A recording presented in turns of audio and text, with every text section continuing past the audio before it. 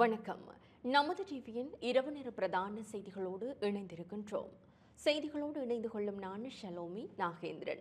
விரிவான செய்திகளுக்குள் செல்ல முன்னர் முதலில் தலைப்பு செய்திகள்.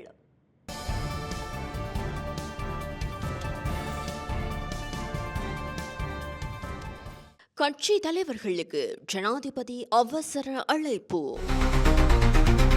காணாமலாக்கப்பட்டோருக்கு நீதி உறுதி, பிரதமர் திட்டவட்டம்.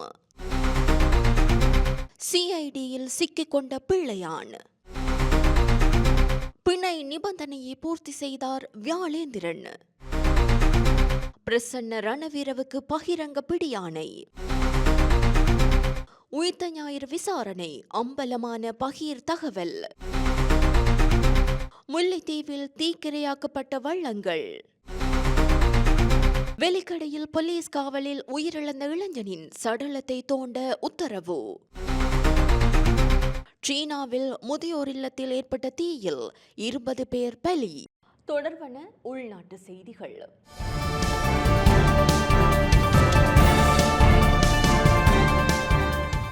அனைத்து கட்சி உறுப்பினர்களுக்கும் ஜனாதிபதி அழைப்பு விடுத்துள்ளார். அமெரிக்க வரிகளின் தாக்கம் குறித்து கலந்துரையாட ஜனாதிபதி அனுரகுமார திசாநாயக்க நாளை கட்சித் தலைவர்களின் கூட்டத்திற்கு அழைப்பு விடுத்துள்ளார். அதன்படி இந்த கூட்டம் நாளை காலை ஜனாதிபதி செயலகத்தில் நடைபெறும் என்று அமைச்சர் பிமல் ரத்நாயக்க தெரிவித்தார். அமைச்சர் தனது எக்ஸ் கணக்கில் இவ்விடயம் தொடர்பில் பதிவிட்டுள்ளார். இன்று காலை 12 எதிர்க்கட்சித் தலைவர்கள் இந்த விடயம் குறித்து கலந்துரையாடுவதற்காக ஜனாதிபதியை சந்திக்க அனுமதி கோரியதாக அமைச்சர் கூறினார். ஊழல் நிறைந்த அரச நிறுவனங்களில் மாற்றங்களை செய்ய நடவடிக்கை எடுக்கப்படும் என ஜனாதிபதி தெரிவித்துள்ளார். ஊழலை ஒழிப்பதற்கான முயற்சிகளை தீவிரப்படுத்தும் வகையில் இந்த ஆண்டு மே மாதத்திற்கு பிறகு ஊழல் நிறைந்த அரசு நிறுவனங்கள் மற்றும் அவற்றின் தலைமைகளில் மாற்றங்களை செய்ய நடவடிக்கை எடுக்கப்படும் என ஜனாதிபதி அனுரகுமார திசாநாயக்க தெரிவித்துள்ளார். தேசிய ஊழல் எதிர்ப்பு செயல் திட்டம் 2025-2029 இன்று ஜனாதிபதியால் ஆரம்பித்து வைக்கப்பட்டது. ஆட்சிக்கு வந்த பிறகு ஊழலை கட்டுப்படுத்த அரசு நிறுவனங்களுக்கு அரசாங்கம் 3 மாதங்கள் அவகாசம் அளித்ததாகவும் அந்த காலம் தற்போது 6 மாதங்களாக நீட்டிக்கப்பட்டுள்ளதாகவும் ஜனாதிபதி கூறினார். ஊழலை ஒழிப்பதும் அடுத்த தலைமுறைக்கு அது பரவாமல் தடுப்பதும் அரசாங்கத்தின் பொறுப்பெனவும் ஜனாதிபதி குறிப்பிட்டார். காணாமலாக்கப்பட்டோருக்கு நீதி கிடைப்பதை உறுதி செய்வதில் அரசாங்கம் உறுதியாக உள்ளதாக பிரதமர் தெரிவித்துள்ளார். காணாமல் போனவர்கள் தொடர்பாக அநீதி இழைக்கப்பட்டவர்களுக்கு நீதி மற்றும் சமத்துவத்தை வழங்க அரசாங்கம் உறுதி பூண்டுள்ளதாக பிரதமர் ஹரணி அமரசூரிய தெரிவித்தார். பாராளுமன்றத்தில் இன்று உரையாற்றும் போதே பிரதமர் இதனை கூறினார். அத்துடன் இது தொடர்பான பரிசோதனைகளை சட்ட ரீதியாகவும் நிறுவன ரீதியாகவும் கையாளப்பட வேண்டும் எனவும் பிரதமர் குறிப்பிட்டார். கடந்த கால நிறுவன ரீதியான தோல்விகளும் அமைப்பு ரீதியான தோல்விகளுமே இந்த விடயங்களில் தாமதத்திற்கு முதன்மையான காரணங்கள் எனவும் பிரதமர் கூறினார். இது பிரபலமாக இருப்பது பற்றியது அல்ல, மாறாக இதுபோன்ற விஷயங்கள் மீண்டும் நடக்காமல் இருப்பதை உறுதி செய்வதற்கு தேவையான நிறுவனங்கள் மற்றும் சூழலை உருவாக்குவது பற்றியும் ஏற்கனவே உள்ள அநீதிகளை விசாரித்து நிவர்த்தி செய்வது பற்றியும் ஆகும்.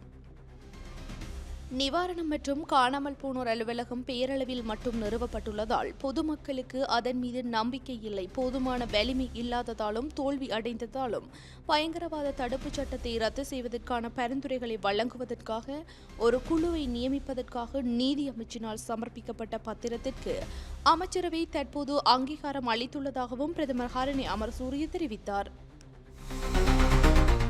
கிழக்கு பல்கலை உபவேந்தர் கடத்தல் தொடர்பாகவே பிள்ளையான் கைது செய்யப்பட்டுள்ளதாக போலீசார் தெரிவிக்கின்றனர். கிழக்கு பல்கலைக்கழக முன்னாள் உபவேந்தர் பேராசிரியர் சுப்பிரமணியம் ரவீந்திரநாத் கடத்தப்பட்டு காணாமல் போன சம்பவம் தொடர்பில் சந்தேகத்தின் அடிப்படையில் தமிழ் மக்கள் விடுதலை புலிகள் கட்சியின் தலைவரும் முன்னாள் ராஜாங்க அமைச்சருமான பிள்ளையான் என அழைக்கப்படும் சிவனேசதுரை சந்திரகாந்தனை குற்றப்புலனாய்வு திணைக்களம் கைது செய்துள்ளதாக தெரிவிக்கப்படுகிறது. மட்டக்களப்பில் உள்ள அவரது காரியாலயத்தில் வைத்து நேற்றிரவு பிள்ளையான் கைது செய்யப்பட்டிருந்தார். கடந்த 2006ஆம் ஆண்டு டிசம்பர் மாதம் 15ஆம் தேதி உபவேந்தர் பேராசிரியர் எஸ் ரவீந்திரநாத் கொழும்பிலிருந்து மட்டக்களப்பு நோக்கி வாகனத்தில் பிரயாணித்த நிலையில் அவர் கொழும்பில் வைத்து கடத்தப்பட்டு காணாமல் போயிருந்தார். இந்த சம்பவம் தொடர்பாக குற்றப்புலனாய்வு திணைக்களம் விசாரணைகளை முன்னெடுத்திருந்த நிலையில் பிள்ளையான் கைது செய்யப்பட்டுள்ளதாக போலீசார் தெரிவித்தனர். பிணை நிபந்தனை பூர்த்தி செய்யப்பட்டதை தொடர்ந்து முன்னாள் ராஜாங்க அமைச்சர் எஸ் வியாழேந்திரன் சிறையிலிருந்து வீடு செல்வதற்கு அனுமதி வழங்கப்பட்டுள்ளது. லஞ்ச ஊழல் சம்பவம் தொடர்பாக விளக்கமறியலில் வைக்கப்பட்டிருந்த முன்னாள் ராஜாங்க அமைச்சர் எஸ் வியாழேந்திரன் பிணை நிபந்தனைகளை பூர்த்தி செய்துள்ள நிலையில் பிணையில் செல்ல அனுமதித்து கொழும்பு நீதவான் நீதிமன்றம் இன்று உத்தரவிட்டது. மணல் அகழ்வு தொடர்பில் அனுமதி பத்திரத்தை வழங்குவதற்காக 15 லட்சம் ரூபாய் லஞ்சம் பெற்ற சம்பவத்திற்கு ஆதரவு வழங்கியதாக சந்தேகத்தின் பேரில் கைது செய்யப்பட்டு கொழும்பு நீதவான் நீதிமன்றத்தால் அவர் விளக்கமறியலில் வைக்கப்பட்டிருந்தார்.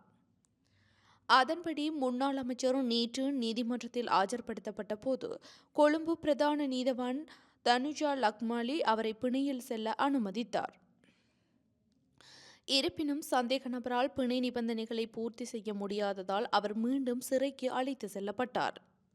எனினும் அவர் அனைத்து பிணை நிபந்தனைகளையும் பூர்த்தி செய்ததால் இன்று நீதிமன்றம் அவரை பிணையில் செல்ல அனுமதித்துள்ளது. ராஜபக்ச குடும்பத்தினரின் காணி விவகாரம் தொடர்பில் கதிர்காமம் பிரதேச சபையின் முன்னாள் தலைவர் கைது செய்யப்பட்டுள்ளார். கதிர்காமம் பிரதேச சபையின் முன்னாள் தலைவர் அசோக விக்ரமசிங்க குற்றப்புலனாய்வு திணைக்களத்தால் கைது செய்யப்பட்டுள்ளார். கோட்டாபய ராயபக்சவிற்கு சொந்தமான மாணிக்ககங்கையின் அருகிலுள்ள நிர்மாண பணிக்காக வழங்கப்பட்ட முறைகேடான அனுமதி தொடர்பில் அவர் இவ்வாறு கைது செய்யப்பட்டுள்ளார். மர்வின் சில்வா உள்ளிட்ட 4 பேர் தொடர்ந்தும் விளக்கமறியலில் வைக்கப்பட்டுள்ளனர்.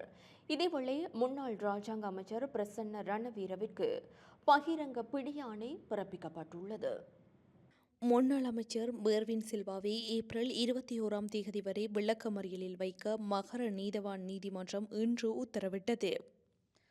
இந்த சம்பவத்தில் குற்றம் சாட்டப்பட்ட மேலும் 3 பேரை ஏப்ரல் 21ஆம் தேதி வரை விளக்கமறியலில் வைக்க நீதிபதி உத்தரவிட்டுள்ளார். கிரிபத்கொட பகுதியில் அரசாங்கத்துக்கு சொந்தமான நிலத்தை போலி ஆவணங்களை தயாரித்து விற்பனை செய்த சம்பவம் தொடர்பாக பெலவத்தை பத்ரமுல்லை பகுதியில் மெர்வின் சில்வாவை குற்றப்புலனாய்வுத்துறை சமீபத்தில் கைது செய்தது. தற்போது தலைமறைவாக உள்ள பிரசன்ன ரணவீர மற்றும் மெல்ரோய் பெரேரா ஆகியோரை கைது செய்ய மகர நீதவான் நீதிமன்றம் பிடியாணை பிறப்பித்துள்ளது. உயிர்த்த ஞாயிறு தாக்குதல் தொடர்பான விசாரணைகளை தவறாக வழிநடத்தியதாக எழுந்த குற்றச்சாட்டுகளுடன் தொடர்புபட்ட போலீஸ் கான்ஸ்டபிள் ஒருவர் கைது செய்யப்பட்டுள்ளார். உயிர்த்த ஞாயிறு தாக்குதல் தொடர்பான விசாரணைகளை தவறாக வழிநடத்தியதாக எழுந்த குற்றச்சாட்டுகள் தொடர்பாக போலீஸ் கான்ஸ்டபிள் ஒருவர் கைது செய்யப்பட்டுள்ளார். 2018 நவம்பரில் மட்டக்களப்பு வவுணதீவு பகுதியில் 2 போலீஸ் அதிகாரிகள் படுகொலை செய்யப்பட்ட சம்பவம் தொடர்பான விசாரணைகளுக்கு இடையூறு விளைவித்ததாக குறித்த கான்ஸ்டபிள் மீது குற்றம் சாட்டப்பட்டுள்ளது. இன்று கரடியனாறு பகுதியில் குற்றப்புலனாய்வுத்துறை அதிகாரிகளால் குறித்த அதிகாரி கைது செய்யப்பட்டுள்ளார். காலம் சென்ற கோசல நுவன் ஜெயவீரவிற்கு பதிலாக சமந்த ரணசிங்க பரிந்துரைக்கப்பட்டுள்ளதாக தேர்தல் ஆணைக்குழு அறிவித்துள்ளது. கோசல நுவன்ஜெயவீர காலமானதால் வெற்றிடமான தேசிய மக்கள் சக்தியின் கேகாலை மாவட்ட பாராளுமன்ற உறுப்பினர் பதவிக்கு சமந்த ரணசிங்க பரிந்துரைக்கப்பட்டுள்ளதாக தேர்தல் ஆணைக்குழு அறிவித்துள்ளது. கேகாலை தேர்தல் மாவட்ட பாராளுமன்ற உறுப்பினர் கோசல நுவன்ஜெயவீர அவர்களது மறைவினால் 2025 ஏப்ரல் 6ஆம் தேதியிலிருந்து பாராளுமன்றத்தின் உறுப்புரிமையில் வெற்றிடம் ஒன்று ஏற்பட்டுள்ளதாக பிரதி சபாநாயகர் நேற்று பாராளுமன்றத்தில் அறிவித்தார். அதற்கமைய அவரது மறைவு தொடர்பில் அனுதாபங்களை தெரிவிப்பதோடு இந்த உறுப்பினரின் குடும்பத்தினருக்கு பாராளுமன்றம் சார்பில் தமது ஆழ்ந்த அனுதாபங்களை தெரிவிப்பதாகவும் அறிவிக்கப்பட்டது. அத்துடன் இது தொடர்பான அனுதாப பிரேரணை பிறிதொரு தினத்தில் பாராளுமன்றத்தில் சமர்ப்பிக்கப்படும் எனவும் பிரதி சபாநாயகர் பாராளுமன்றத்தில் அறிவித்தார். அரசு மற்றும் அரசு அங்கீகாரம் பெற்ற பாடசாலைகளின் முதலாம் தவணையின் 2ஆம் கட்ட கல்வி நடவடிக்கைகள் எதிர்வரும் 11ஆம் தேதியுடன் நிறைவடைகின்றது. அரசு மற்றும் அரசு அங்கீகாரம் பெற்ற பாடசாலைகளின் முதலாம் தவணையின் 2ஆம் கட்ட கல்வி நடவடிக்கைகள் எதிர்வரும் 11ஆம் திகதியுடன் நிறைவடைய உள்ளது. இதேவேளை முதலாம் தவணையின் 3ஆம் கட்ட கல்வி நடவடிக்கைகள் எதிர்வரும் 21ஆம் திகதி ஆரம்பமாகி மே மாதம் 9ஆம் திகதி வரை நடைபெறும் என கல்வி அமைச்சு தெரிவித்துள்ளது. முல்லைத்தீவில் உள்நாட்டு நிர்மாண விதிகளுக்கு முரணாக தயாரிக்கப்பட்ட 20 வெட்டு வள்ளங்கள் நீதிமன்ற உத்தரவின் அடிப்படையில் நேற்றைய தினம் தீக்கிரையாக்கப்பட்டன. முல்லைத்தீவு மாவட்டத்தின் நந்திக்கடல் களப்பு பகுதியில் சட்டவிரோத தொழில் நடவடிக்கைகள் அதிகரித்திருப்பதாக மீனவர்கள் தொடர்ச்சியாக குற்றச்சாட்டுகளை முன்வைத்தனர். இதனைத் தொடர்ந்து சில மாதங்களாக கடற்றொழில் நீரியல் வள திணைக்களம் மற்றும் மீனவ அமைப்புகள் விசேட அதிரடிப்படை கடற்படை என அனைத்து தரப்பினரும் இணைந்து பல்வேறு சுற்றி வளைப்புகளையும் சட்டவிரோத தொழில் நடவடிக்கைகளை கட்டுப்படுத்த கைது நடவடிக்கைகளையும் மேற்கொண்டு வருகின்றனர். இந்த வகையில் தொடர்ச்சியாக மேற்கொள்ளப்பட்ட சுற்றி வளைப்பு மற்றும் கைது நடவடிக்கைகளில் சட்டவிரோத தொழில் நடவடிக்கைகளுக்காக பயன்படுத்தப்பட்ட உள்நாட்டு நிர்மாண விதிகளுக்கு முரணாக தயாரிக்கப்பட்ட 20 வெட்டு வள்ளங்கள் நீதிமன்ற உத்தரவின் அடிப்படையில் நேற்றைய தினம் தீக்கிரையாக்கப்பட்டுள்ளது. நந்திக்கடல் கலப்பை அண்மித்த பகுதியிலே இந்த வள்ளங்கள் இருப்பதும் எரியூட்டப்பட்டமையும் குறிப்பிடத்தக்கது. தொடர்ச்சியாக நந்திக்கடல் கலப்பு பகுதியில் சட்டவிரோத நடவடிக்கைகளை கட்டுப்படுத்துகின்ற செயற்பாடு தொடர்ச்சியாக இடம்பெறும் எனவும் மீனவர்களை சட்டவிரோத தொழில் நடவடிக்கைகளை மேற்கொள்ளாது சட்டப்பூர்வமாக மீன்பிடி நடவடிக்கைகளை மேற்கொண்டு தனது வாழ்வாதாரத்தை முன்னெடுக்குமாறு கடற்றொழில் நீரியல் வள திணைக்கள அதிகாரிகள் மீனவர்களிடம் கோரிக்கை விடுத்துள்ளனர். வெலிக்கடையில் போலீசாரின் காவலில் உயிரிழந்த இளைஞனின் உடலை தோண்டி எடுக்க நீதிமன்றம் உத்தரவிட்டுள்ளது. அண்மையில் வேலிக்கடை போலீஸ் காவலில் உயிரிழந்த இளைஞனின் உடலை தோண்டி எடுத்து 3 விசேட வைத்தியர்கள் கொண்ட வைத்திய குழுவால் முழுமையான பிரேத பரிசோதனை நடத்தி அறிக்கை சமர்ப்பிக்குமாறு கொழும்பு நீதவான் நீதிமன்றம் கொழும்பு பிரதான சட்ட வைத்திய அதிகாரிக்கு உத்தரவிட்டுள்ளது. பாதிக்கப்பட்ட தரப்பினரின் கோரிக்கையை பரிசீலித்த பின்னர் கொழும்பு மேலதிக நீதவான் கெமிந்த பெரேரா இந்த உத்தரவை பிறப்பித்தார். நாவல பகுதியில் உள்ள ஒரு வீட்டிற்குள் நுழைந்ததாக கூறப்படும் குற்றச்சாட்டில் ஏப்ரல் 1ஆம் திகதி குறித்த இளைஞன் கைது செய்யப்பட்டார். வடமாகாண ஆளுநர் மற்றும் ஆசிய அபிவிருத்தி வங்கியின் பிரதிநிதிகளுக்கிடையில் சந்திப்பு ஒன்று இடம்பெற்றுள்ளது.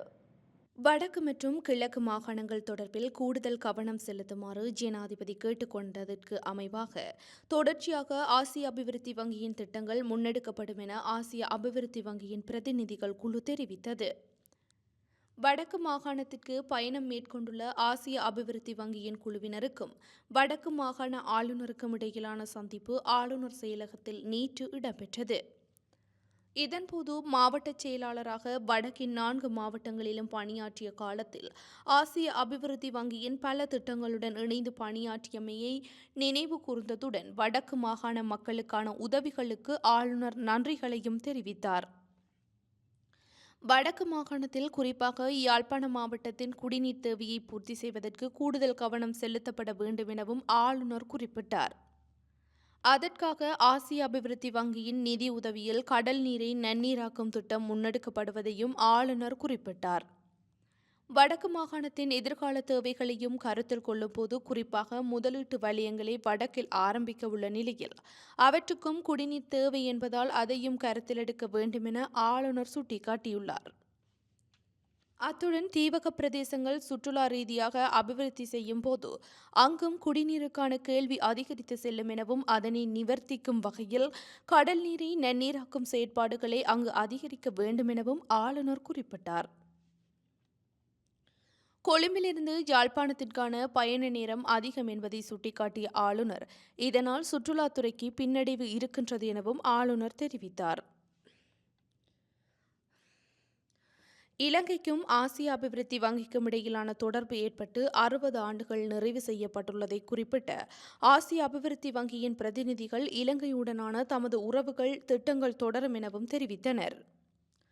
அத்துடன் தமது எதிர்கால திட்டங்கள் தொடர்பிலும் குறிப்பாக யாழ்ப்பாணத்திற்கான குடிநீர் திட்டம் தொடர்பிலும் ஆளுநருடன் கலந்துரையாடினர். யாழ்ப்பாணத்துக்கான குடிநீர் திட்டம் எவ்வளவு விரைவாக மக்களை சென்றடைய முடியுமோ அவ்வளவு விரைவாக சென்றடைவதற்கு ஏதுவான நடவடிக்கைகள் எடுக்கப்படுவதாகவும் ஆசிய அபிவிருத்தி வங்கியினர் குறிப்பிட்டனர். தொடர்வது சர்வதேச செய்தி.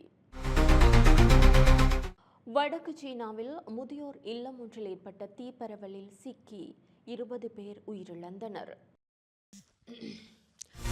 வடக்கு சீனாவின் ஹெபே மாவட்டத்தில் உள்ள முதியோர் இல்லம் ஒன்றில் ஏற்பட்ட தீ விபத்தில் 20 பேர் உயிரிழந்தனர்.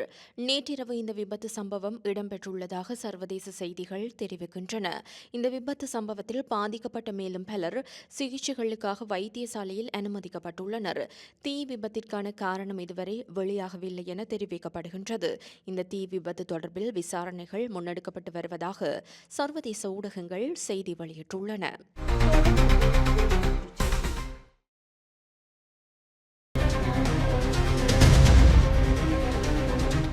கிளென் மேக்ஸ்வெல்லிற்கு அபராதம் விதிக்கப்பட்டுள்ளது. IPL நடத்தை விதிகளை மீறியமைக்காக பஞ்சாப் கிங்ஸ் அணியின் வீரர் கிளென் மேக்ஸ்வெல்லிற்கு அபராதம் விதிக்கப்பட்டுள்ளது. சண்டிகரின் முல்லன்பூரில் நடந்த சென்னை சூப்பர் கிங்ஸ் அணிக்கு எதிரான IPL போட்டியின் போது நடத்தை விதிகளை மீறியதற்காக அவர் மீது போட்டி மத்தியஸ்தரால் குற்றம் சுமத்தப்பட்டது. இதன்படி போட்டி விதிமுறை பிரிவு 2.2 குறிப்பிடப்பட்டுள்ள போட்டியின் போது கருவிகள் மற்றும் பொருட்களுக்கு சேதம் விளைவித்த குற்றச்சாட்டை அவர் ஒப்புக்கொண்டார். இதனையடுத்து அவருக்கு போட்டி கட்டணத்தில் 25% அபராதம் விதிக்கப்பட்டுள்ளதுடன் ஒரு குறைபாட்டு புள்ளியும் விதிக்கப்பட்டுள்ளது. இத்துடன் நமது டிவியின் அனைத்து பிரதான செய்திகளும் நிறைவு பெறுகின்றன. எமது அடுத்த பிரதான செய்திகளை நாளை எதிர்பாருங்கள். வணக்கம்.